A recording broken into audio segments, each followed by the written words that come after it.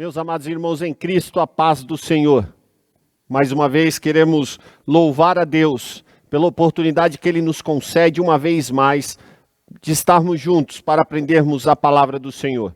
Deus abençoe você que já está conectado conosco para juntos iniciarmos mais um trimestre da nossa escola bíblica dominical. Antes de qualquer coisa, nós queremos, no nome do nosso pastor, em nome da liderança da escola bíblica dominical, da coordenação, nós queremos te desejar toda sorte de bênção neste ano de 2023 que se inicia hoje. Deus abençoe em Cristo a você, meu irmão, minha irmã, as suas famílias, a todos aqueles que estão em torno de vocês. Vamos juntos permanecermos caminhando firmes na fé em Cristo Jesus, o nosso Senhor, em mais este ano. Não vai faltar o cuidado do Senhor sobre as nossas vidas. E que bom que já estamos aqui, já nessa primeira manhã do ano de 2023, para aprendermos a palavra do Senhor. Antes de mais nada, nós queremos louvar a Deus, fazer menção por tudo quanto Ele tem feito por nós. Queremos louvar a Deus pela vida do nosso pastor Sisak, que tem se empenhado no fazer a obra de Deus e tem tido esta visão ampla de não apenas levar a palavra do Senhor dentro dos templos, mas também fora. E isso tem sido de grande valia e o nome do Senhor nosso Deus, tem sido glorificado. Deus abençoe o nosso pastor, a todo o ministério, a todos os dirigentes da nossa congregação. Louvamos a Deus também pela vida da coordenação da nossa escola bíblica dominical. E aqui fazemos menção da pessoa do presbítero, nosso irmão Ziel, que tem estado ao lado do nosso pastor continuamente neste trabalho do ensino sistemático da palavra do Senhor no domingo pela manhã, não só aqui na sede, mas em todas as nossas congregações. Queremos louvar a Deus pela vida dos professores, sim, os professores, as professoras que têm estado disponíveis, todos os nossos amados irmãos têm trabalhado de uma maneira incansável para fazer o melhor, para entregar aquilo que o Senhor deseja ao nosso povo, à igreja do Senhor que está aqui na cidade de Rio Claro. Deus abençoe a cada professora de todas as faixas etárias, em nome de Jesus, que a bênção do Senhor, que enriquece, Ele não acrescenta dores, esteja sobre as vossas vidas, neste ano que inicia, neste ano de 2023. Nós também queremos fazer menção e louvar ao Senhor pela equipe que tem acompanhado continuamente este trabalho aqui, em especial, a transmissão das nossas aulas da Escola Bíblica Dominical, a nossa equipe de mídia, a nossa equipe de som, que os irmãos não veem, mas há uma equipe trabalhando por detrás das câmeras para levar uma boa imagem, levar um bom som, e os irmãos são sabedores que todos os recursos, todos esses equipamentos são de propriedade da nossa igreja. Por isso que, mais uma vez, quero citar aqui a visão do nosso pastor, que tem tido o cuidado e o zelo de levar o melhor para os nossos irmãos. Então, fica aqui os nossos agradecimentos a todos que estão envolvidos de uma maneira direta e indireta, aqueles que aparecem aqui diante das câmeras e também aqueles que estão, na verdade, fazendo acontecer, e estes estão atrás das câmeras. Deus abençoe a cada um que aqui está envolvido com o trabalho do Senhor na escola bíblica dominical. Vamos orar, vamos pedir a bênção de Deus, porque vamos iniciar mais um trimestre e não vai ser diferente como os demais. Nós vamos ser abençoados, enriquecidos, fortalecidos pela palavra do Senhor. Oremos. Amado Deus e eterno Pai, é no nome de Jesus Cristo, nosso Senhor, que queremos te agradecer por mais um dia de vida, te agradecer por esta oportunidade que o Senhor nos concede de estarmos aqui, Senhor, já pela manhã deste domingo, para juntos aprendermos a Tua palavra. Senhor, este trimestre que se inicia, juntamente com este ano de 2023, Senhor, que a Tua graça seja abundante, que o Teu poder esteja sobre as nossas vidas, Senhor, falando aos nossos corações, através da Tua palavra. Usa, Senhor, os professores, mais uma vez, aqueles que vão, Senhor, ministrar, aqueles que vão, Senhor, dar as aulas, que a Tua graça seja abundante e que o Teu poder, Senhor, seja manifestado através dos Teus filhos nestas aulas. Senhor, ensina-nos as Tuas verdades, fale conosco mais uma vez, edifica-nos, Senhor, através da Tua palavra, fortaleça-nos, sim, ó Deus, exorta-nos, orienta-nos, Senhor, pois precisamos de Ti. Dai-nos um trimestre, Senhor, uma vez mais, abençoado, Senhor, e que o Teu nome continue sendo glorificado. Abençoe o Teu servo, o nosso pastor Sisac. Abençoe, Senhor, Teu servo, o presbítero, nosso irmão Uziel, na coordenação dessa escola bíblica dominical. Abençoe a cada irmão, a cada adolescente, a cada jovem, a cada criança. Senhor, que nós possamos crescer em Tua presença. Fica conosco, Senhor. Esse é o nosso pedido em nome de Jesus. Amém e amém. Meus amados irmãos, para nós é uma alegria muito grande. Vamos iniciar, como nós falamos, mais um trimestre da nossa escola bíblica dominical. E nesse trimestre nós vamos estudar um tema de suma importância e relevância para a vida da igreja. Esse trimestre nós vamos estudar na sala dos adultos, dos irmãos e das irmãs. Nós vamos estudar sobre o tema Aviva a Tua Obra. Aviva a Tua Obra. É um tema voltado a este assunto sobre o avivamento. E a temática nos traz uma frase de chamada que diz: o chamado das Escrituras ao quebrantamento e ao poder de Deus. Nós vamos estudar nesse trimestre este assunto sobre avivamento. Nós vamos ver o que é o avivamento. Nós vamos também entender como buscaremos o avivamento real, genuíno. Nós vamos falar sobre o porquê do avivamento. Nós vamos ver o avivamento ao longo das Sagradas Escrituras, tanto no Antigo quanto no Novo Testamento, e depois vamos ver também ali os avivamentos que surgiram na história da igreja. Sim, nós vamos falar sobre o verdadeiro Pentecoste, nós vamos falar sobre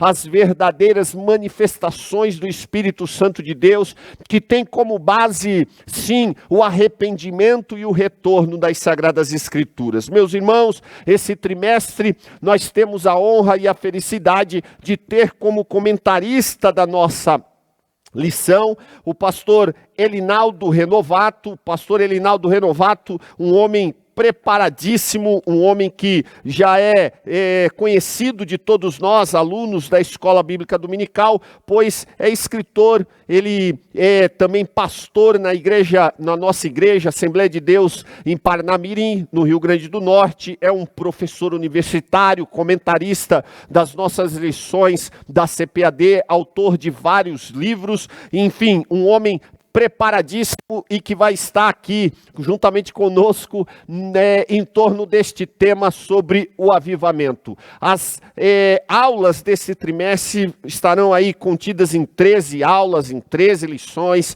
13 domingos e todos os temas em torno deste assunto de extrema relevância sobre o avivamento. Então aí está aparecendo na tela do seu aparelho, está aparecendo ali as 13 lições com os seus respectivos temas. Você que ainda não tem a revista da Escola Bíblica Dominical, eu convido a você a procurar aqui na sede nosso irmão Uziel, coordenador coordenador da nossa escola bíblica dominical, ou até mesmo os professores, as professoras, para você adquirir o exemplar da sua revista. É de suma importância para que nós possamos ter uma sistemática bem mais embasada, lógica, e vai ajudar, é de suma importância para nos ajudar no ensino e no aprendizado dos temas que nós vamos tratar ao longo deste trimestre. Pois bem, o assunto desta manhã é um assunto que já vai nos trazer, neste primeiro momento, o conceito sobre o avivamento espiritual. Sim, o avivamento espiritual. Nós temos que entender de forma clara, de forma bem objetiva, o que é um verdadeiro avivamento, quais são as bases do verdadeiro avivamento, o avivamento este que não apenas causa um impacto num primeiro momento, mas ele permanece, ele é perene, sim, o avivamento. Os objetivos da aula de hoje, eles vão tratar sobre este tema. E é interessante que o textuário que é proposto nesta manhã está no segundo livro das Crônicas, capítulo de número 7, versículo de número 14, um versículo muito conhecido de todos nós, que está aparecendo aí na sua tela. Se você puder, abra sua Bíblia. Se você já tiver a sua revista, esteja com ela em mãos e vamos aí adentrar ao assunto desta primeira aula. Diz assim o textuário, segundo livro das Crônicas, capítulo de número 7, versículo de número 14, e aqui nós temos já aqui as orientações a respeito do verdadeiro avivamento. Diz assim o texto: e se o meu povo, que se chama pelo meu nome, se humilhar e orar e buscar a minha face e se converter dos seus maus caminhos, então, veja só, então eu ouvirei dos céus e perdoarei os seus pecados e sararei a terra. Veja, palavras estas ditas pelo Senhor nosso Deus ao rei Salomão, quando este tinha orado, pedido a bênção do Senhor sobre o povo, diante da inauguração do templo que Salomão acabara de construir, estava ali inaugurando, e em torno daquela festa de entrega, da inauguração daquele bonito templo, Salomão faz uma oração no capítulo 6, e que esta oração vem como base para a resposta de Deus, para que quando o povo estivesse passando por momentos de dificuldades, não apenas do ponto de vista material, físico, mas espiritual, o povo deveria clamar, o povo deveria se humilhar, o povo deveria se voltar a buscar ao Senhor. E a verdade prática em torno deste texto que nós acabamos de ler, nos traz a seguinte verdade: humilhar-se diante de Deus, buscar a face do Senhor em oração e converter-se dos seus maus caminhos, são as atitudes, irmãos, são atitudes que precedem, veja só, o avivamento espiritual. Então eu convido a você que está com a sua Bíblia, ou até mesmo com a sua revista, grife neste versículo tão conhecido e tão simbólico, que trata sobre o avivamento e vai nos nortear, vai embasar a aula desta manhã, capítulo 7, versículo 14 do segundo livro das Crônicas. Veja, quais são as atitudes que precedem o avivamento espiritual. Primeira atitude, se humilhar. Então, grife aí na sua Bíblia, grife esta palavra humilhar-se. Depois, a segunda atitude, orar. Você precisa, e eu também, para buscarmos um verdadeiro avivamento da parte do Senhor nosso Deus, nós temos que orar, nós temos que, primeiro, nos humilhar, segundo, orar.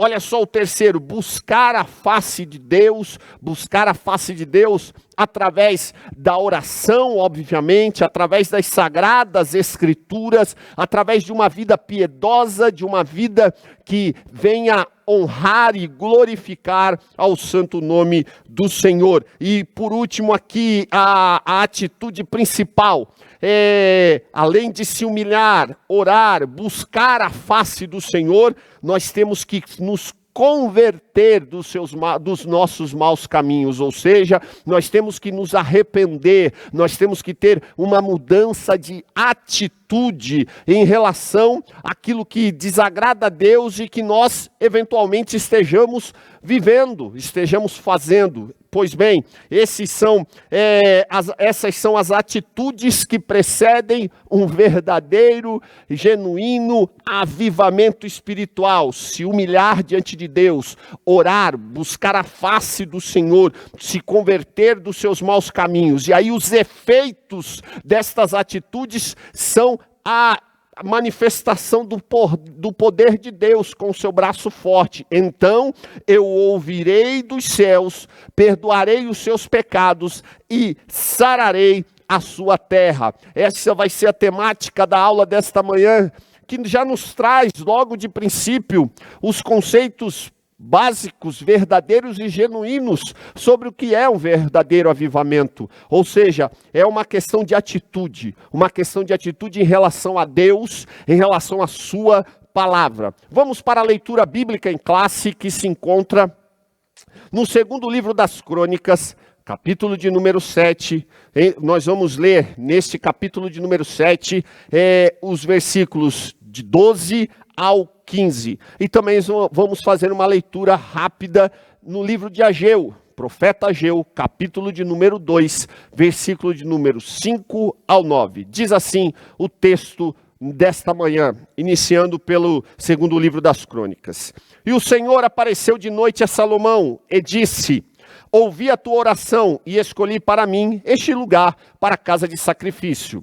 Deus responde então aqui a oração do capítulo 6 que Salomão acabara de fazer. Versículo de número 13 diz: se eu cerrar os céus e não houver chuva, ou se ordenar aos gafanhotos que consumam a terra, ou se enviar a peste entre o meu povo, ou seja, Deus aqui já está dizendo, se as mazelas vierem acontecer, as circunstâncias críticas, uma situação caótica vier a acontecer com vocês em relação a não ter a chuva, não ter mais ali a produção dos campos por conta dos gafanhotos, isso era um sinal do juízo de Deus. Veja, e se eu enviar a peste entre o meu povo, o próprio Deus falando, porque seria consequência do pecado do povo. Versículo de número 14, se tudo isso acontecer, versículo 14, Deus brada dizendo: e se o meu povo,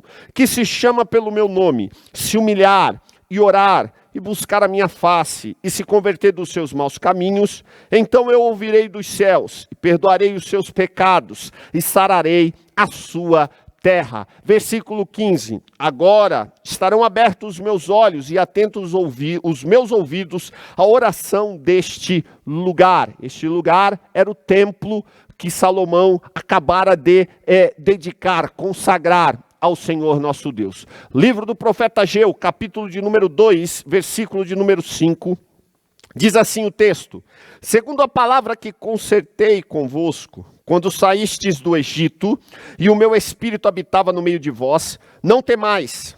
Verso 6, porque assim diz o Senhor dos Exércitos, ainda uma vez mais, daqui a pouco, e farei tremer os céus, e a terra, e o mar, e a terra seca. Verso 7, e farei tremer todas as nações, e virá o desejado de todas as nações, e encherei esta casa de glória, diz o Senhor dos Exércitos. Versículo de número 8, minha é a prata, e meu é o ouro, disse o Senhor dos Exércitos. Verso de número 9, a glória desta última casa será maior do que a primeira, diz o Senhor dos Exércitos, e neste lugar darei a paz, diz o Senhor dos Exércitos. Duas leituras, dois momentos diferentes que descrevem a situação do povo de Israel. No primeiro texto de Crônicas, nós temos ali, então, Deus respondendo à oração do rei Salomão, diante da consagração, da dedicação, da inauguração do templo que este acabara de construir, e a glória do Senhor se manifestar, mas havia ali uma preocupação de Salomão em relação aos tempos futuros que pudessem vir, onde o povo precisaria estar se humilhando, buscando, dependendo claramente da manifestação do Senhor nosso Deus para ajudá-los. No segundo texto, nós temos ali já anos bem passados, e aqui o profeta Ageu, um dos profetas do pós-exílio, juntamente com Zacarias, Ageu profetizou, teve o seu ministério pós o cativeiro babilônico, e ali Ageu é levantado por Deus para animar, para fortalecer, para sim trazer um ânimo novo ao povo, para que este estivesse envolvido com as coisas de Deus, e aqui neste caso estariam ali trabalhando para que o templo fosse reedificado. Pois bem, esta é a leitura da nossa aula de hoje, e os objetivos nesta manhã nos trazem a seguinte proposta: primeiro, conceituar o que é o avivamento. Segundo, nós vamos também elencar, vamos fazer aí as condições necessárias para um avivamento espiritual. E por último, nós vamos também falar sobre justificar a necessidade de um avivamento espiritual. Baseado nisso, a palavra-chave nesta manhã, nós vamos já introduzir aqui, mas na verdade, nós temos que deixar claro que a palavra-chave, obviamente, é avivamento. Agora, não há uma definição, irmãos, muito clara sobre, nos dicionários bíblicos, uma definição, uma palavra específica para descrever o que é avivamento. Entretanto, nós podemos destacar, meus amados irmãos, que avivamento é o ato de avivar, ou seja, de se tornar mais vivo, mais ativo, mais intenso, despertado. Veja só, despertado. Um avivamento é tornar-se despertado e nítido. Isso se refere a um período de renovação espiritual. É bem importante nós deixarmos já nesse início da aula que avivamento, irmãos, é algo dinâmico, é algo que nos arremete, irmãos, à vida abundante em Cristo Jesus, nosso Senhor. É a vida, irmãos, de Deus em nós. É quando nós temos esta atividade do Espírito Santo se movimentando em nós e nos tornando mais intensos, mais ativos. E isto fica nítido, fica claro no nosso viver diário e contínuo. Glórias ao Senhor. Isso se refere, irmãos, a períodos de renovação, porque todos nós, irmãos, temos esta necessidade de estarmos aí, irmãos, sendo despertados continuamente na presença do Senhor nosso Deus. Veja só, é interessante isso, e nós vamos voltando aqui rapidamente para a introdução. Aqueles que têm a revista vão poder aí acompanhar conosco sobre este comentário inicial.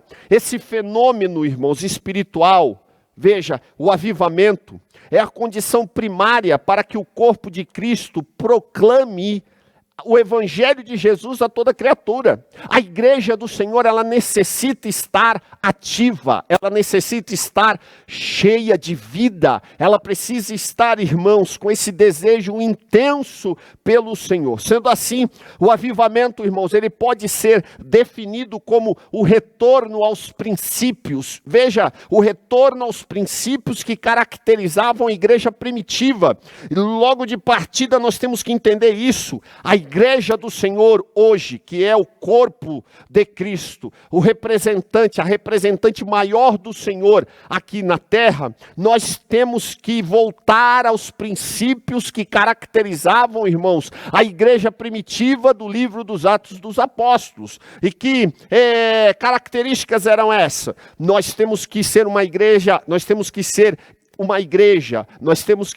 crentes que, irmãos, temos a Bíblia como a nossa única regra de fé e prática. Nós temos que voltar à oração como a mais bela expressão, irmãos, a mais bela expressão da nossa vida com Deus. Nós temos que voltar a ter experiências genuínas com Cristo Jesus, sem a qual, irmãos, não vai existir o corpo místico. Nós temos que ter essas experiências com o Senhor, experiências individuais, experiências, irmãos, no corpo da igreja, experiências, irmãos, levando o nome do Senhor fora dos portais da igreja, indo nos hospitais, indo, sim, nas praças, pregando o evangelho do Senhor. Nós temos, irmãos, que retornar. Avivamento é isso, irmãos, retornar à grande comissão que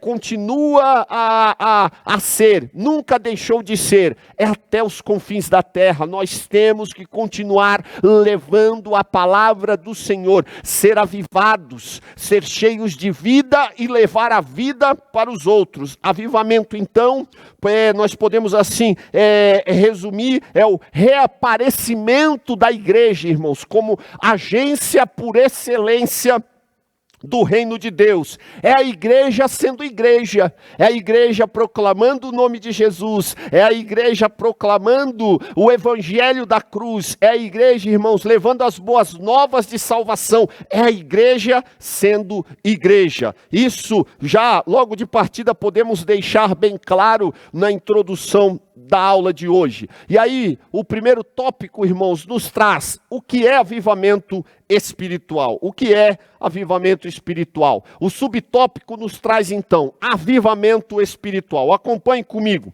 Avivamento espiritual é uma intervenção de Deus.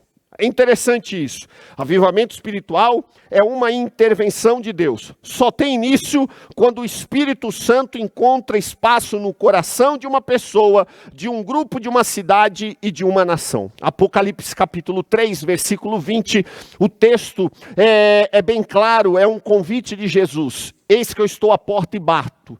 Se alguém ouvir a minha voz e abrir a porta, eu entrarei e cearei com ele. Esta porta é a porta dos nossos corações.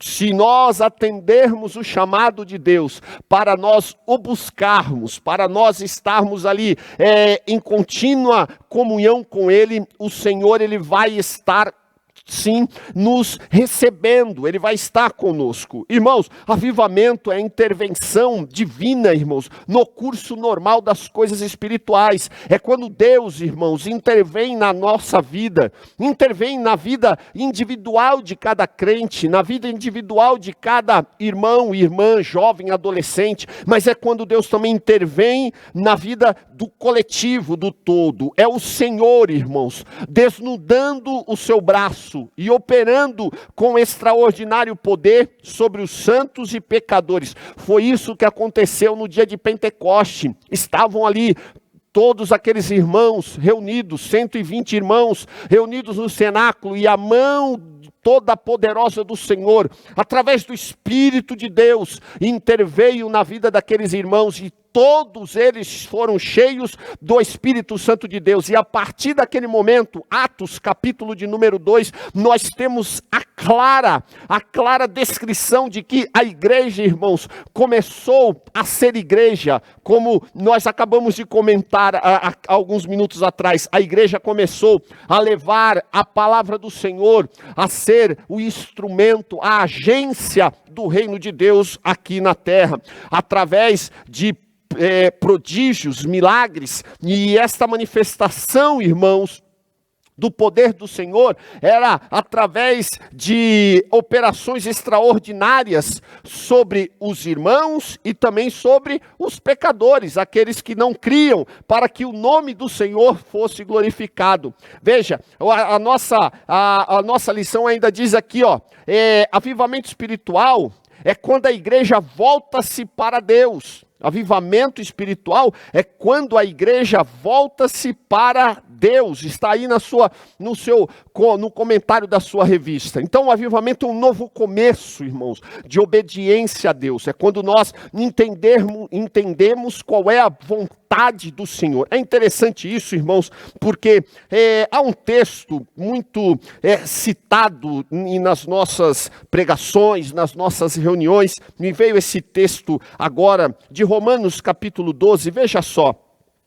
O texto de Romanos capítulo 12, versículo de número 1, Paulo, ele convoca a igreja em Roma, e é uma convocação para nós, e ele diz: rogo-vos, pois, irmãos, pela compaixão de Deus, que apresenteis o vosso corpo em sacrifício vivo, santo e agradável a Deus, que é o vosso culto racional. Então aqui, Paulo está conclamando a igreja a se voltar para Deus e se voltar de uma maneira sacrificial, de ter numa vida de submissão e de sacrifício ao Senhor nosso Deus. O versículo 2 desse texto diz: e não vos conformeis com este mundo, mas transformai-vos pela renovação do vosso entendimento. Veja, para que experimenteis qual seja a boa, agradável e perfeita vontade de Deus.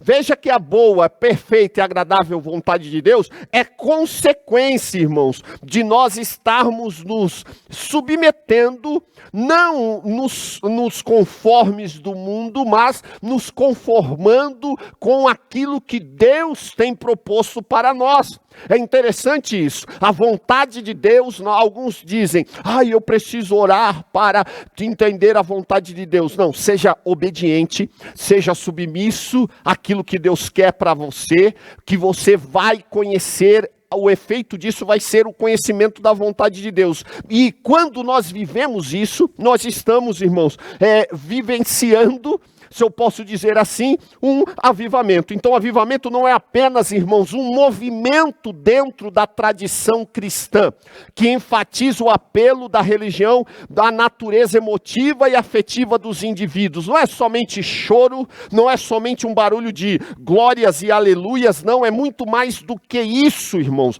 Não, o avivamento não é só emoções, nós temos que deixar isso bem claro. Não é só carga, irmãos, afetiva, nem aquela euforia que hoje nos toma, que nos embala nos grandes eventos, nas grandes reuniões. Não, avivamento não é só isso, porque isso pode desaparecer amanhã, como por um milagre. Hoje você está ali cheio, você está ali transbordante por conta de a participação de um evento que é muito bom, faz parte, mas o avivamento que é baseado apenas nisso, ele pode, da mesma forma, com a mesma rapidez que ele vem, ele pode também sumir. Esse não é o avivamento genuíno que nós estamos falando aqui.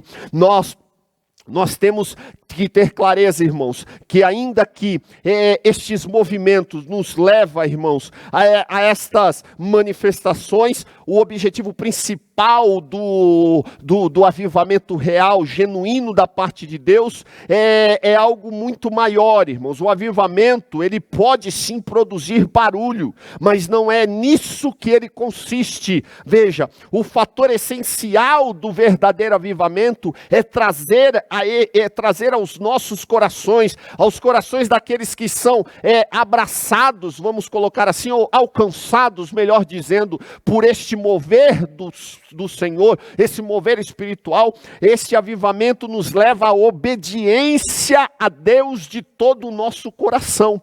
Isto é o avivamento espiritual. Pois bem, o subtópico de número 2 traz aqui, quais são as condições, a pré-condição para o avivamento. E aqui é interessante, irmãos, isso. Qual é a pré-condição? Vamos ler aqui o comentário do pastor Elinaldo Renovato, que nos traz o seguinte pensamento. A Bíblia nos mostra que uma situação de crise espiritual ou moral pode ser pré-condição para o avivamento. Deus disse ao rei Salomão: se eu cerrar os céus, veja, se eu cerrar os céus e não houver chuva, ou se ordenar aos gafanhotos que consumam a terra, ou se enviar a peste sobre o meu povo. Aqui está se falando de uma crise física, uma crise, sim, material. E aqui isso pode ser uma condição para que o povo que está ali envolvido por esta situação entenda que precisa se consertar, precisa se voltar, precisa se aproximar do Senhor Todo-Poderoso. Aqui a crise, irmãos, está delineada em termos climáticos, né? Porque o versículo é claro: se não houver chuva, se ordenar gafanhotos que consumam a terra, se houver peste entre o povo, a crise então está delineada em termos climáticos. Entretanto, ela também pode ser moral,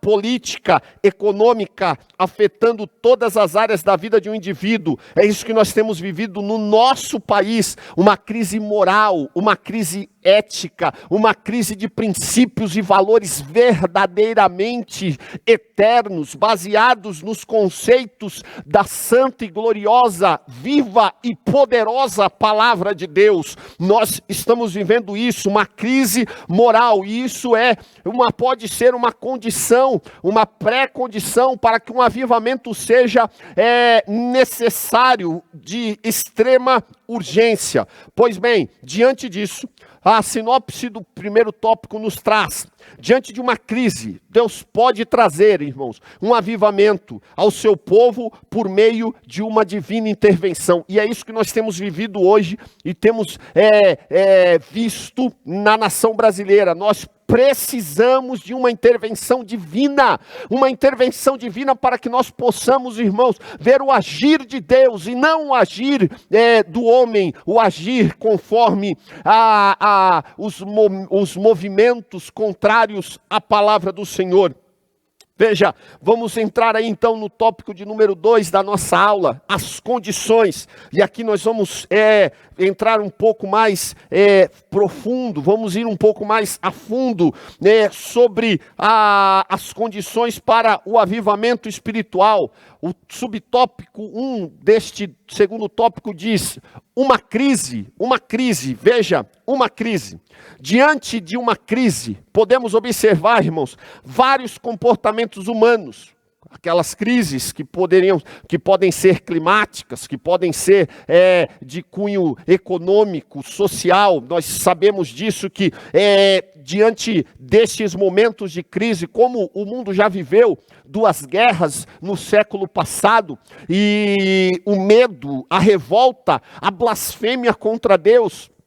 Pasmem os irmãos que a Europa, depois da Segunda Guerra Mundial, foi tomada por um sentimento cético em relação a Deus, porque as pessoas se questionavam, dizendo: como pode haver um Deus amoroso que está nos céus e deixar isto acontecer?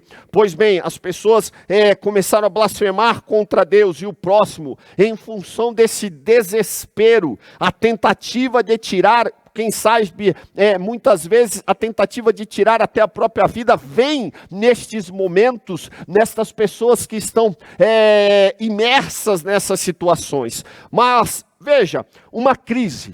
E aí, à luz das Sagradas Escrituras, nós podemos entender, meus amados irmãos, que a maioria das crises que nós vivemos são consequência, são decorrentes das nossas próprias escolhas. São sim.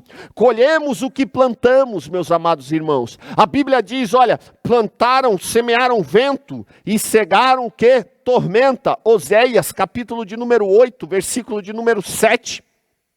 Isto fica claro, muito bem claro, irmãos, que todas as calamidades que vieram sobre o povo de Israel, e a história do povo de Israel deixa claro, os acontecimentos trágicos na história deste povo, sempre aconteceram perturbando Israel por causa do quê? Do pecado, por causa do pecado e da desobediência aos mandamentos de Deus. Deus orientou-os a irem atrás dos deuses pagãos, e eles foram. Eles se deitaram, eles se curvaram, melhor dizendo, diante de deuses pagãos. E veja, numa perspectiva espiritual, uma situação, irmãos, calamitosa, leva a situações sim caóticas, em termos humanos, morais e físicos, afetando todas as áreas vida de um povo, de uma nação, de uma igreja. As mazelas sobre o povo de Israel, elas vinham em decorrência da desobediência. Eu acabei de falar isso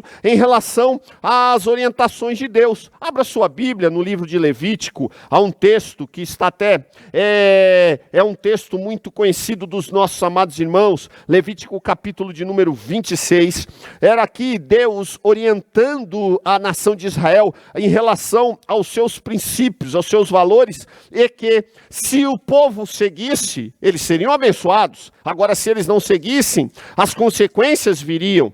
Veja, capítulo 26, é um capítulo longo, nós não vamos ler todo esse capítulo. Capítulo 26, a epígrafe diz: mandamentos, promessas e ameaças, advertências, orientações a respeito disso. Olha o que Deus começa já dizendo no versículo de número 26. Não fareis para vós ídolos, nem vos levantareis imagem de escultura, nem estátuas, nem poreis figuras de pedra da vossa terra, para inclinar-vos a ela, porque eu sou o Senhor vosso Deus. Guardareis os meus sábados e reverenciareis o meu santuário, eu sou o Senhor. E os irmãos sabem que a nação de Israel, apesar de ter sido advertida, orientada, aconselhada por Deus, não seguiram estes conselhos. E aí as consequências viriam. Olha o versículo de número 16 desse texto, acompanhe comigo. Então, eu também vos farei isto. Porém, se vocês não... Vamos ler o versículo 14, melhor ainda, né? O versículo 14 diz assim: mas se não me ouvirdes e não fizerdes todos esses mandamentos que Deus acabara de dar ao povo, e se rejeitardes os meus estatutos, e a vossa alma, veja irmãos, a vossa alma se enfadar dos meus juízos, dos meus mandamentos, não cumprindo todos os meus mandamentos para invalidar o meu conserto, olha as consequências. A crise viria. As mazelas estariam sobre o povo. Versículo 16: então eu também vos farei isto, porei sobre vós terror, olha só, pânico, desespero, pavor, a tísica e a febre ardente que consuma os olhos e atormentem a alma, e semeareis em vão a vossa semente, irmãos. Veja, semearei em vão a vossa semente e os vossos inimigos a comerão. Versículo 17, o povo também iria ser derrotado pelos inimigos, e porei a minha face contra vós, e sereis feridos diante de vossos inimigos, e os que vos aborrecerem de vós se assenhoarão, e fugireis sem ninguém vos perseguir, irmãos. Que coisa caótica, a crise, irmãos, as condições para o avivamento espiritual, e aqui nós estamos falando de crises que viriam se o povo desobedecesse como desobedeceram. Não haveria colheita, a terra não produziria. Versículo de número 18 ao 21 do capítulo 26 que nós lemos, a fome, irmãos, chegaria a níveis assombrosos, a ponto deles se tornarem canibais, e isso aconteceu, irmãos. Versículo de número 29, Deus orientou: porque comereis a carne de vossos filhos e a carne de vossas filhas comereis, porque a escassez de alimento viria em função da desobediência do povo em relação aos princípios de Deus. E isso aconteceu, está descrito no segundo livro dos Reis, capítulo de número 6, versículo de número 29, quando Samaria, a capital do Reino do Norte, foi cercada pelos exércitos sírios, e ali Samaria foi aprisionada, não entrava ninguém, não saía ninguém, e a comida começou a ser escassa, e as mães começaram a matar os seus filhos para comerem a carne dos seus filhos, e isso era consequência. Estas crises, a falta de alimento, os inimigos vencendo o povo de Israel, estas crises no âmbito militar, no âmbito moral, no âmbito espiritual, eram consequências, irmãos, da desobediência em relação aos princípios e valores da palavra do Senhor, aquilo que Deus tinha deixado na lei. Vamos para o subtópico 2, que diz assim: a humilhação diante de Deus. Diante dessa crise, então, diante deste momento tão caótico, qual era a postura? O que deveria ser feito? Então, no lugar de se revoltar diante das crises espirituais ou materiais, que clamam por soluções efetivas, sim, logicamente, no lugar de se revoltar, irmãos, qual era a postura? Qual era a postura que o povo deveria ter? O povo deveria clamar por soluções efetivas. A humilhação diante de Deus é a primeira condição para o avivamento espiritual. Eu vou repetir: no lugar de se revoltar diante de crises espirituais ou materiais, como estas que nós acabamos de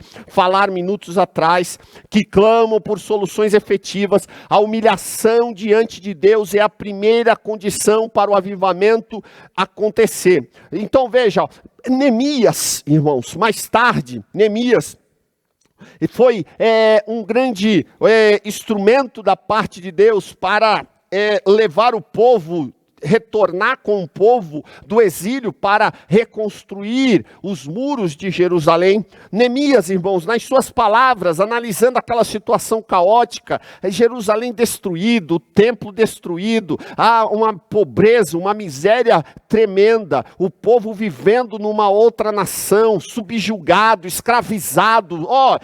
Neemias analisa estas situações, analisando essa situação, lá no capítulo de número 9, versículo de número 26, se você puder acompanhar comigo, Neemias, capítulo de número 9, ele tem a clareza, irmãos,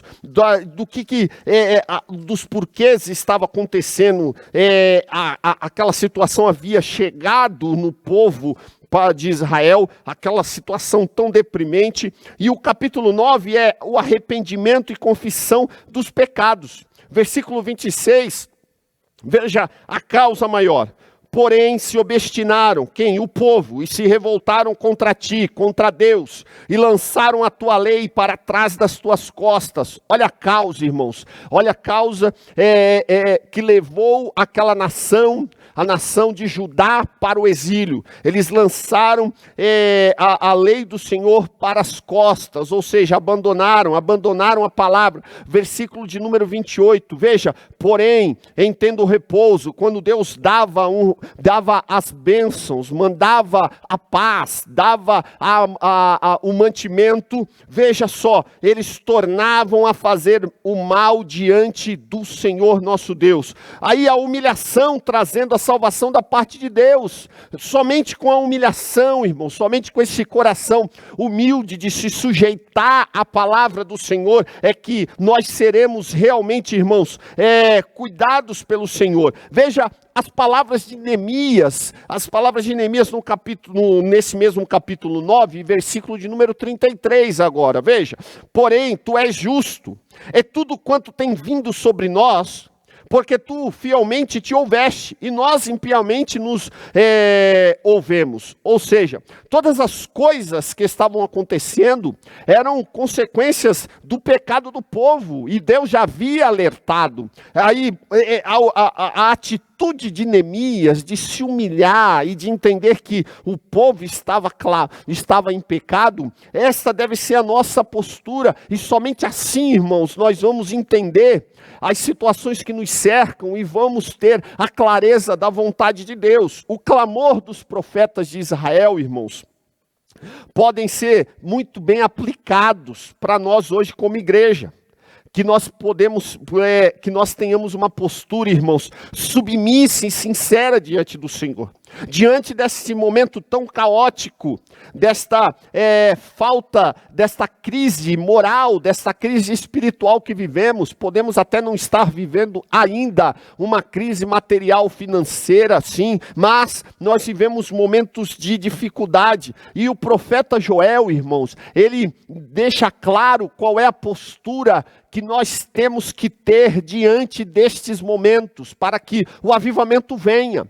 O profeta Joel, no capítulo de número 2, versículo de número 12, versículo de número 13, ele diz assim: ainda assim, agora mesmo, diz o Senhor, convertei-vos a mim, de todo o vosso coração, ou seja, uma volta com profundidade, de coração, do íntimo, e isso com jejuns, veja, e com choro, e com pranto, o que isso quer dizer? Quebrantamento. E o texto continua dizendo, e rasgai o vosso coração, sinceridade. Olha só, irmãos, e não as vossas vestes, como uma atitude religiosa, e convertei-vos ao Senhor vosso Deus, porque Ele é misericordioso, Ele é compassivo, é tardio em irar-se, e grande beneficência, e se arrepende do mal.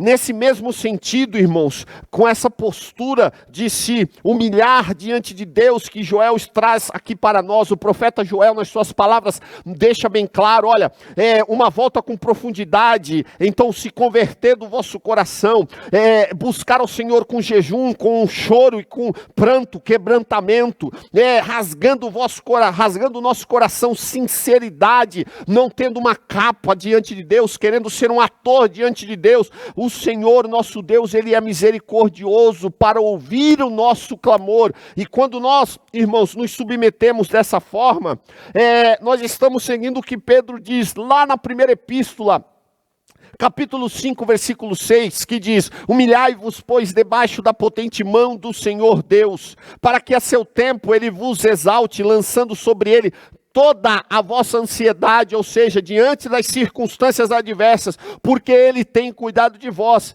Sede sóbrios, equilibrados, vigiai, porque o vosso adversário, o diabo, ele está em derredor, irmãos, querendo nos afastar a cada dia mais da presença do Senhor nosso Deus. Então a postura é uma postura, irmãos, de submissão, de se humilhar diante do Senhor. Veja, o subtópico 3, então, traz para nós aqui, orar e buscar a face do Senhor. Orar e buscar a face do Senhor. E o comentarista, o pastor Elinaldo Renovato, foi muito feliz, ele diz aqui, que orar sem oração não há avivamento. Sem oração não há avivamento.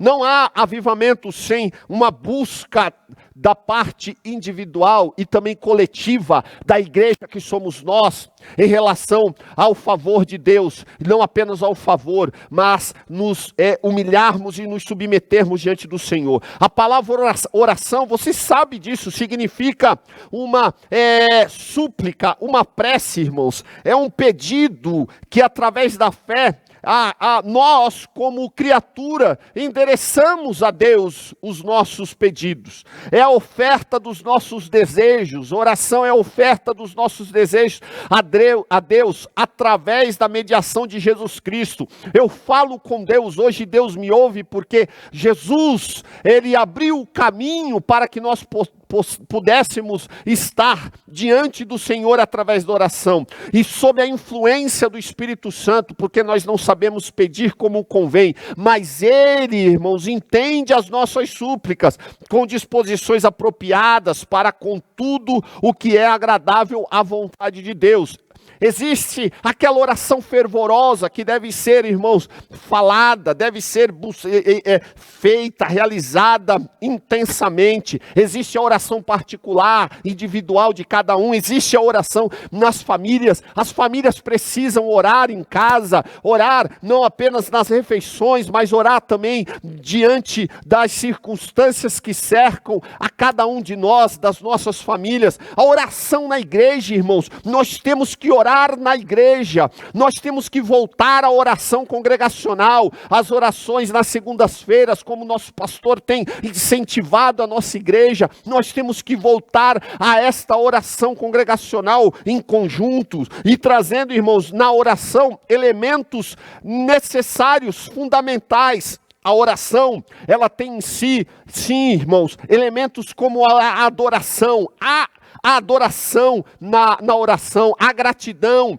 a reconciliação, a intercessão, há petições, claro, mas há também a disposição para o serviço do Senhor, onde nós nos deleitamos e nos despojamos do nosso eu e falamos, Senhor, eis-nos aqui. Então, esses elementos da oração, adoração, gratidão, reconciliação, intercessão, petição e disposição para o serviço, quando eles são praticados na oração, irmãos, isso já é um dos elementos que vai nos trazer um verdadeiro avivamento. No capítulo 6, irmãos, do segundo livro das Crônicas, que antecede então a leitura que fizemos nesta leitura bíblica nesta manhã, nós temos a oração de Salomão, dos versículos 19 ao 39. Rogando a Deus pela sua misericórdia e graça diante das eventuais crises que haveriam de vir. Você vai ver ali, tem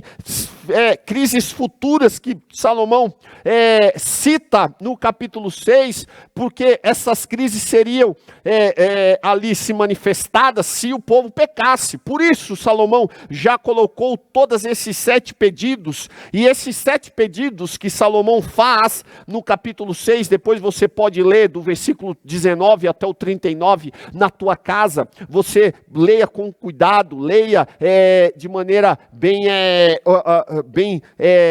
focada. Você vai perceber, irmãos, que ali Salomão faz uma confissão de pecados, dizendo: olha, se nós errarmos, Senhor, nos perdoe. E tudo isso, todas essas petições, João, lá na sua epístola, na primeira epístola de João, capítulo de número 1, versículo de número 9, o apóstolo João, ele traz: se confessarmos os nossos pecados, ele é fiel e justo para nos perdoar os pecados e nos purificar de toda a injustiça.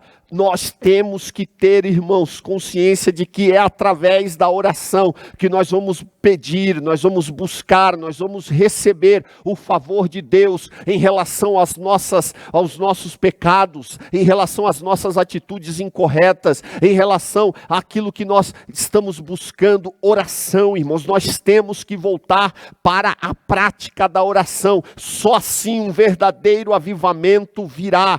Veja, o subtópico 4 diz assim: conversão sincera dos pecados. E aqui o comentarista, o pastor Linaldo Renovato, nos diz: não pode haver, irmãos, um avivamento sem confissão de pecados. Nós temos que tomar muito cuidado com isso.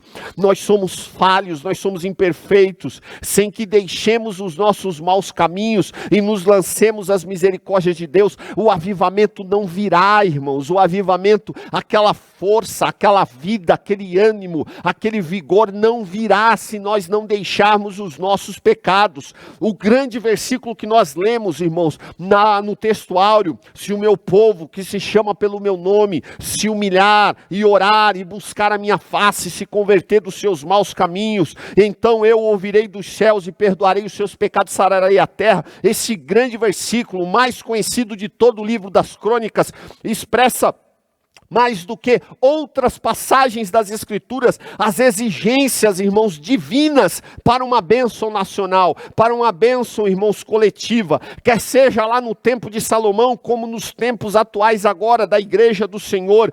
Aqueles que creem creem em Deus, devem abandonar os seus pecados, abandonar a vida que se centraliza no ego. Não eu mais que vivo, mas Cristo vive em mim. Se nós não submetermos a nossa vida à palavra de Deus e à sua vontade, então somente, irmãos, se nós fizermos isso, se nós abandonarmos os nossos pecados, se nós, irmãos, abandonarmos uma vida centralizada no nosso eu, colocando Cristo como Senhor, se nós nos submetermos à palavra de Deus e à vontade de Deus, somente aí é que os céus enviarão o avivamento. Este é a suma do subtópico 4. Indo para o subtópico de número 5, irmãos, que nos traz assim, um caminho preparado, Veja só, a crise pode ser, irmãos, uma pré-condição para o avivamento espiritual, se nos humilharmos diante de Deus, se buscarmos mais a face do Senhor em oração, se decidirmos firmemente confessar os nossos pecados e converter-nos dos nossos maus caminhos, então o caminho está livre. Então o caminho está livre para quê? Para o verdadeiro avivamento espiritual. espiritual, o verdadeiro avivamento espiritual. Então a síntese, a sinopse desse texto, desse segundo tópico nos diz: as condições para um avivamento espiritual passam por uma crise, pela humilhação, ou seja, há um problema, há uma circunstância caótica, há uma circunstância adversa, e aí nós nos humilhamos, nós entendemos que o erro não está em Deus, o erro está em nós, então nós nos humilhamos diante de Deus, vamos aí em oração, buscamos a face do Senhor e nos arrependemos dos nossos pecados. Aí, irmãos, o caminho está preparado para o avivamento chegar. Aí nós vamos já para o último tópico da lição nesta manhã, a necessidade de um avivamento espiritual. E aí nós vamos nos apoiar agora, vamos nos basear no texto de Ageu, capítulo de número 2, versículo de número 5 ao 9. A situação espiritual de Judá, então, que é o subtópico primeiro deste último tópico, diz: por causa da desobediência de Judá, profetas alertavam a respeito da futura destruição da nação, mas o povo não ouviu as advertências de Deus. Isso aqui é importante. Eles viviam uma religiosidade rasa. Abra sua Bíblia comigo em Jeremias capítulo 7, versículo de número 14. Eles se apoiavam, irmãos, o povo de Israel se apoiava em símbolos, eles se apoiavam, irmãos, em meros amuletos. Na verdade, eles transformaram as coisas santas em amuletos. E aqui está bem claro isso. Veja, profeta Jeremias, ele se coloca diante do povo para advertir o povo do juízo vindouro, aqui o povo de Judá. Ele diz, capítulo 7 do livro de Jeremias: a palavra que foi dita a Jeremias pelo Senhor, dizendo: põe-te à porta da casa do Senhor e proclama ali esta palavra e dize: ouve a palavra do Senhor, todos de Judá, vós os que entrais por estas portas para adorardes ao Senhor. Assim diz o Senhor dos exércitos, o Deus de Israel, melhorai os vossos caminhos, melhorem. Parem de viver essa vida tão profana, tão rasa, tão superficial. Melhorem. Versículo 3. Melhorem os vossos caminhos e as vossas obras, e vos farei habitar neste lugar. Mudem de vida. Olha o versículo de número 4. Não vos fiei nessas palavras falsas, dizendo: templo do Senhor, templo do Senhor, templo do Senhor é este. Eles confiavam no templo. Este templo aqui é o templo de Salomão. Eles acreditavam que enquanto o templo estivesse ali em pé, era sinal de que nada aconteceria com eles, que todas as palavras de juízo eram palavras vazias, e que eles tinham o templo. Então eles viviam baseados em uma simbologia, em um misticismo em torno do templo físico, e eles não tinham ali nenhuma submissão aos preceitos, aos valores, aos juízos que Deus estava ali proferindo diante deles. Aí, versículo ainda, capítulo de número 7, o versículo ainda 17 a 18 diz: a idolatria e o afastamento de Deus, irmãos, havia atingido toda a família. Toda a família estava contaminada por esta religiosidade rasa. Diz assim, não vês tu, versículo 17, o que andam fazendo nas cidades de Judá e nas ruas de Jerusalém? Os filhos apanham a lenha, e os pais acendem o fogo, e as mulheres amassam a farinha para fazerem bolos à deusa chamada Rainha dos Céus, e oferecem libações a outros deuses para me provocarem a ira.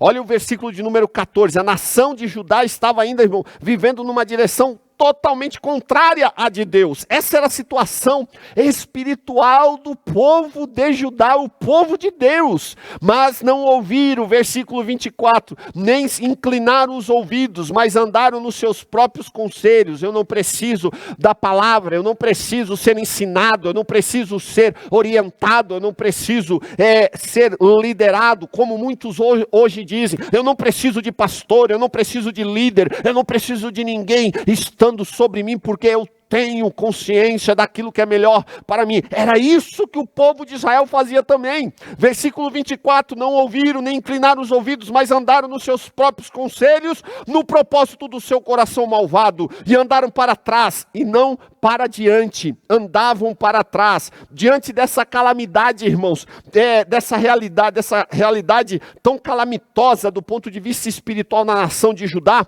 A sentença já tinha sido dada por Deus. E que sentença era essa? Está lá em Amós, capítulo 2, versículo 5. Por isso porei fogo a Judá, vou colocar fogo em Judá, e ele consumirá os palácios de Jerusalém. E aqui nós entramos nos 4 pontos importantes desse subtópico, falando da situação espiritual de Judá. O primeiro é a destruição do templo e morte. Por ignorar a voz do Senhor, o povo foi levado em cativeiro para a Babilônia, e o templo foi destruído. Morte, irmãos.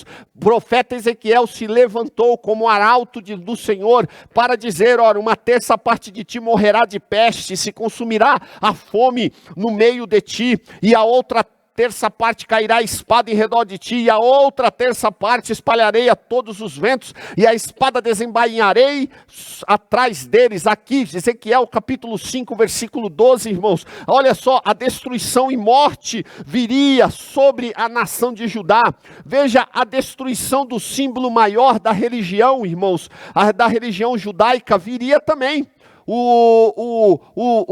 Isso já estava predito, destruição do símbolo maior da religião judaica. E os caldeus, capítulo de número 39, versículo de número 8, capítulo 39, versículo de número 8 de Jeremias, se você puder, acompanhe comigo que você vai entender bem esta situação caótica do povo de Israel. Veja, ó, e os caldeus queimaram a casa do rei e as casas do povo, e derribaram os muros de Jerusalém, e derrubaram os muros de Jerusalém. Queimaram tudo, irmãos, queimaram absolutamente tudo. Esta foi a consequência dos pecados do povo de Israel. E o Senhor, veja, ainda no livro do profeta, no livro do profeta não, vamos para o segundo livro das Crônicas, capítulo de número 36, versículo de número 15 ao versículo de número 19. Veja só, olha as advertências de Deus. Aqui, irmãos, isso aqui era a situação da nação de Judá, diante do perigo iminente, do juízo iminente, melhor dizendo, que viria sobre eles em função dos pecados, em função da situação que eles estavam vivendo diante do Senhor. Diz assim, capítulo 36, versículo 15 ao versículo 19 do segundo livro das Crônicas. E o Senhor Deus de seus pais lhes enviou a sua palavra pelos seus mensageiros, madrugando e enviando-lhes, porque se compadeceu do seu povo e da sua habitação. Advertências aqui. Porém zombaram, olha só, o povo zombaram dos mensageiros de Deus e desprezaram as suas palavras e escarneceram dos seus profetas indiferentes, estavam ali paralisados, um sono espiritual profundo, até que o furor do Senhor subiu tanto contra o seu povo que mais nenhum remédio houve. Ou seja, eles se distanciaram tanto de Deus que não houve mais como Deus tratar. O texto está dizendo aqui, não houve mais nenhum remédio a não ser o quê? O juízo. Porque fez subir, olha a continuação desse texto, porque fez subir contra eles o rei dos caldeus, o qual matou os seus jovens, a espada na casa do seu santuário, e não teve piedade nem dos jovens, nem das moças, nem dos velhos, nem dos decrépitos, dos inválidos, a todos deu nas suas mãos, e todos os utensílios da casa de Deus, grandes e pequenos, e os tesouros da casa do Senhor, e os tesouros do rei e dos seus príncipes, tudo levou para a Babilônia, e queimaram a casa de Deus, e derribaram os muros de Jerusalém, todos os seus palácios queimaram, destruindo também todos os seus preciosos objetos. Esta era a crise do povo de Judá nos dias, nesse contexto que nós estamos lendo aqui de Crônicas, capítulo 36, era uma situação caótica, de crise espiritual tremenda, e a nação também estava aí agora, irmãos, ao pó, literalmente ao pó. Aí nós vemos o chamado, irmãos, o chamado de Deus para reconstruir e reconstruir toda a nação de Israel, não só o templo, mas a cidade também. A vida espiritual do povo pós-exílio, irmãos, não era boa. O que nós acabamos de ver agora era a vida do povo antes do exílio. Então o povo estava distante de Deus, já tinha abandonado os preceitos, os juízos, os valores de Deus, e por isso o juízo veio, a cidade foi destruída, o templo foi destruído, a terça parte, praticamente 2/3 da população foram exterminados, 1/3 foi espalhado, foi levado em cativo, mas agora há um chamado para reconstruir o templo, pós os 70 anos do exílio babilônico, e agora nós já estamos no livro do profeta Ageu. A vida espiritual do povo pós-exílio não era boa, pois eles não sentiam falta do lugar de reunião para adorar o Senhor. Eles voltaram, não tinha mais o templo, porque o templo de Salomão foi destruído, e eles não tinham vontade nenhuma de reerguer o templo novamente, mas Deus havia assim, chamado eles para fazer essa reconstrução. E o livro do profeta Ageu, ele é um chamado, é uma convocação da parte de Deus para que o povo estivesse se envolvendo com a reconstrução do templo, porque seria ali o princípio do avivamento, ou do reavivamento da nação de Israel. Capítulo de número 1 do livro do profeta Ageu. O povo, irmãos, apresentava desculpas a Deus. Eles falavam, ainda não veio o tempo de se edificar a casa do Senhor, ela não precisa ser edificada. Eles estavam ali, irmãos, parados, literalmente paralisados do ponto de vista espiritual. A resposta de Deus às desculpas do povo, capítulo de número primeiro diz aqui, acaso é tempo de vocês habitarem então nessas suas casas todas forradas, muito bem acabadas, enquanto a minha casa permanece em ruínas? O povo, irmãos, tinha provas suficientes de que era a vontade de Deus que eles reconstruíssem o templo. Por quê? Porque eles conheciam as profecias que foram proferidas 150 anos antes deste acontecimento, onde se falava que Ciro iria reconstruir o templo. Capítulo de número 44, versículo de número 28 do livro do profeta Isaías diz: quem diz de Ciro meu pastor e cumprirá tudo que me apraz, dizendo também a Jerusalém, ser edificada, e ao templo, funda-te. Foi Ciro, irmãos, foi por ordem de Ciro que o povo de Judá retornou do exílio para as terras de Jerusalém. E foi por ordem de Ciro que havia, irmãos, um mandato para que eles reconstruíssem o templo. Então, o povo tinha estas palavras já nos escritos de Isaías, e era isso suficiente para que eles pudessem crer que eles deveriam estar envolvidos com a reconstrução. É por isso que um avivamento, ele tem que ter como base principal a palavra de Deus. Avivamento sem a palavra de Deus não é avivamento. Nós estamos vendo isso agora, prova disso é a postura do povo diante do chamado de Deus para a reconstrução. Aí Deus levanta, irmãos, Deus levanta homens nesse tempo para realizar a obra. Deus levantou quem? Ageu, capítulo de número 1, versículo 12 a 14. Ele levanta Zorobabel, filho de Selatiel. Ele levanta também Josué, filho de Josadaque, sumo sacerdote. Levantou também uma parte do povo para que estivessem junto com eles. Também levantou quem, irmãos? Levantou Ageu. Levantou quem? Levantou Zacarias, para que estes estivessem ali, irmãos, lado a lado, animando o povo, irmãos, animando o povo. E quando a liderança obedece a Deus, os liderados seguem os seus passos. Isso é aplicado para a liderança pastoral, mas é aplicado também para a liderança na tua casa.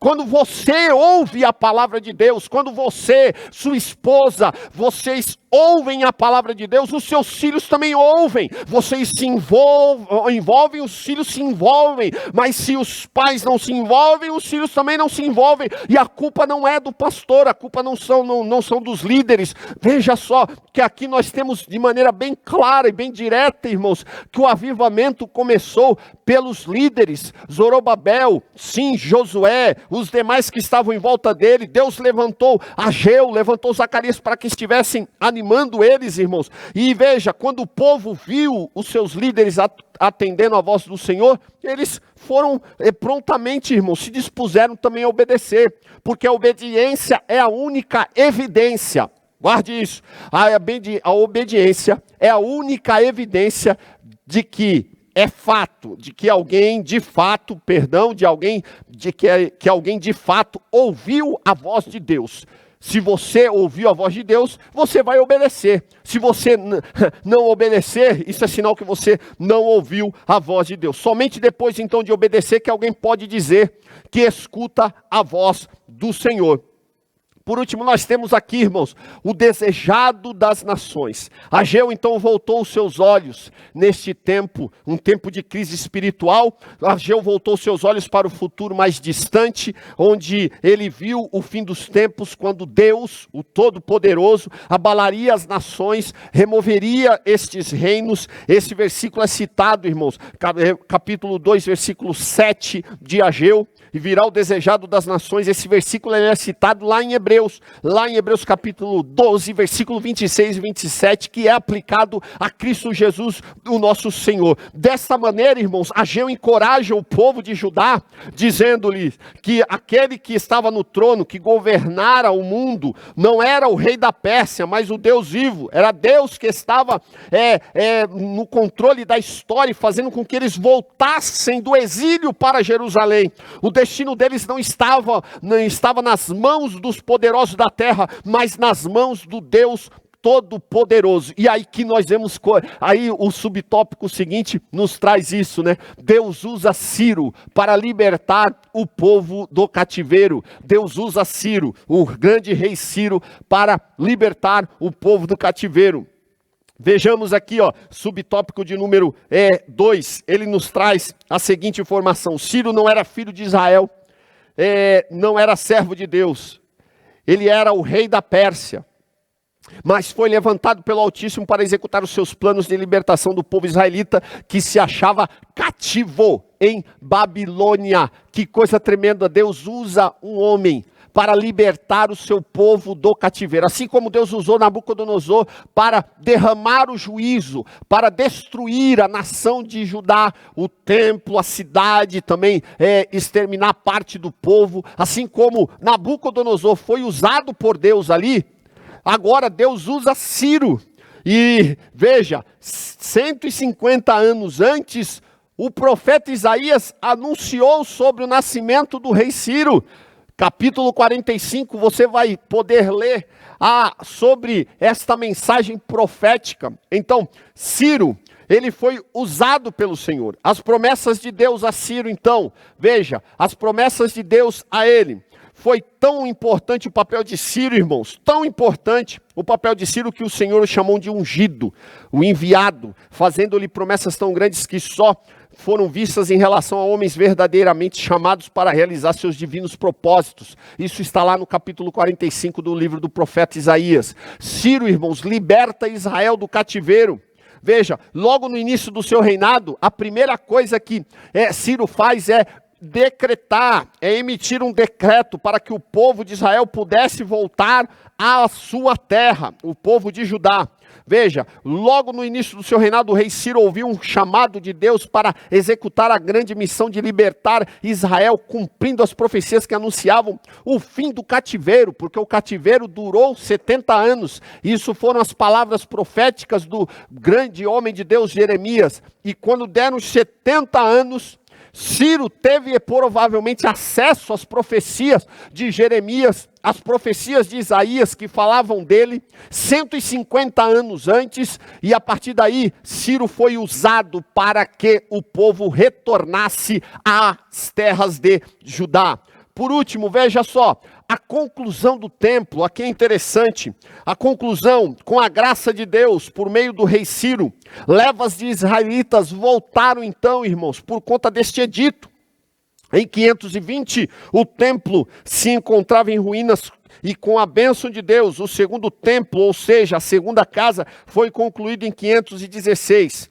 Porque Deus levantou este homem Ciro, e através dos ministérios dos profetas Ageu e Zacarias, que estavam no meio do povo nesse tempo, eles iam animando e motivando o povo, para que o povo pudesse estar ali, irmãos, envolvidos com a conclusão do templo. E o versículo de número 1 e versículo de número 2 do capítulo 5 de Esdras, nos traz essa verdade que diz: e Ageu, profeta, e Zacarias, filho de Ido, profeta, profetizaram aos judeus que estavam em Judá, em Jerusalém, em nome do Senhor Deus. Em Israel lhes profetizaram. Então se levantaram Zorobabel, filho de Selatiel, e Jesua, filho de Josadac, que começaram a edificar a casa de Deus em Jerusalém, e com eles os profetas de Deus que os ajudavam. Então estava o povo, os principais, os líderes, e os profetas estavam ali, e os anciãos, irmãos. Esdras capítulo 6, versículo 14, e os anciãos dos judeus iam edificando e prosperando pela profecia do profeta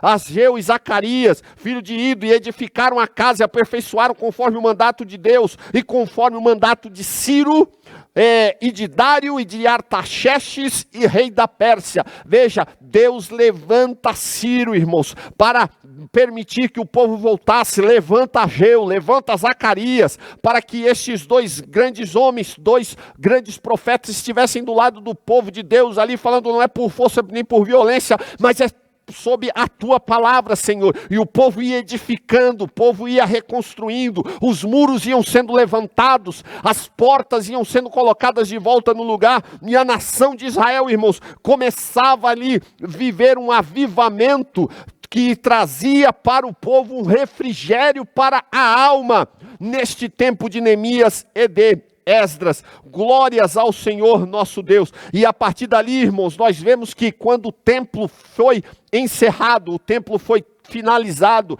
nos dias de Ageu e de Zacarias, eles terminaram de edificar e foram celebrar a Páscoa, começaram a adorar ao santo nome do Senhor. Isso está lá em Esdras, capítulo de número 6, versículo de número 15 ao 22, você pode encontrar isso. Você vai perceber que eles se alegraram, porque tinha mudado o coração do rei da Síria a favor deles, para lhes fortalecer as mãos na obra da casa de Deus, o Deus de Israel. O povo estava alegre, o povo estava contente, porque eles estavam vendo o renascimento espiritual que estava ali simbolizado na construção do templo nos dias de Ageu, Zacarias, o templo de Zorobabel, que provavelmente era o mesmo templo que Jesus visitou nos dias que ele permaneceu aqui na terra. Este templo foi reformado posteriormente por Herodes e pelos seus sucessores. Veja, a necessidade agora, subtópico 3, a necessidade de um avivamento espiritual. A inércia, irmãos, de muitas igrejas só pode ser abalada por meio de um verdadeiro avivamento espiritual, ou seja, a paralisia espiritual, essa frieza espiritual na vida de muitas igrejas. Pastor Elinaldo Renovato foi aqui muito feliz. Ela só pode ser, irmãos, abalada, só pode ser mudada através de um verdadeiro avivamento espiritual. Escute isso: o principal objetivo do avivamento é manter a igreja, irmãos, como a agência por excelência do reino de Deus. É preservar-lhes as características de movimento. A igreja não pode ficar parada, é arrancá-la do denominacionalismo, compungi-la a reassumir aquela missão que Deus lhe deu, aquela missão que lhe deu o Cristo, o nosso Senhor, de ir e forçar as portas do inferno e ganhar vidas para o reino de Deus. É conscientizá-la que é, na verdade, um organismo. O verdadeiro avivamento tem este propósito de trazer essa conscientização que a igreja é um organismo e não apenas uma organização que já sepultada em tradições meramente humanas, irmãos. Enfim, o objetivo primordial do avivamento é levar a igreja a agir como o reino de Deus. A igreja avivada não é instituição. A igreja avivada, irmãos, é o reino em movimento, é o reino em ação, para que o nome do Senhor seja glorificado. Glórias ao Senhor. Então, a sinopse desse tópico, desse último tópico, diz como o avivamento era uma necessidade ao povo de Israel nos dias de Ciro, e ele veio, o avivamento veio, ele é necessário para a igreja nos dias de hoje. E aí nós já vamos para a conclusão da lição desta manhã. Diz assim, o comentarista: quando o povo de Deus se encontrar em situação de frieza espiritual, a vontade divina é a de sempre reacender a chama que está se apagando. Esta é a vontade divina, sempre. Na epístola de Paulo aos Efésios, Paulo, ele sintetiza, ele resume como que a igreja deve andar aqui. Ele diz, lá no capítulo 1, versículo de número 3, bendito Deus e Pai, bendito Deus e Pai de nosso Senhor Jesus Cristo, o qual nos abençoou com todas as bênçãos espirituais nos lugares celestiais em Cristo. Para o apóstolo Paulo, irmãos, era tão íntimo de Deus, a igreja, irmãos, de Cristo, não haveria de trafegar em outro lugar, a não ser que fossem nas esferas celestiais. Veja só, bendito Deus e Pai de nosso Senhor Jesus Cristo, o qual nos abençoou, a igreja, com todas as bênçãos espirituais nos lugares celestiais em Cristo. Então, que nós andemos sempre nas regiões celestiais. Isso implica um viver de vida em vida. Nós temos que ter vida, e esta vida abundante na presença do Senhor, se renovando sempre, avivando-se continuamente e reavivando-se a cada momento das nossas vidas. O avivamento, irmãos, evangélico implica num viver contínuo nas regiões celestiais em Cristo Jesus. Implica em nunca deixar morrer, irmãos, o amor primeiro, o primeiro amor. Implica, vai sim, irmãos, mas se acontecer que o primeiro amor seja deixado de lado, o avivamento já não tem mais que se esperar. Ele precisa ser buscado, ele precisa ser desejado, ele tem que ser buscado com toda a intensidade. Se ele não for buscado, irmãos, a advertência de Cristo, ela é enérgica em relação a isso.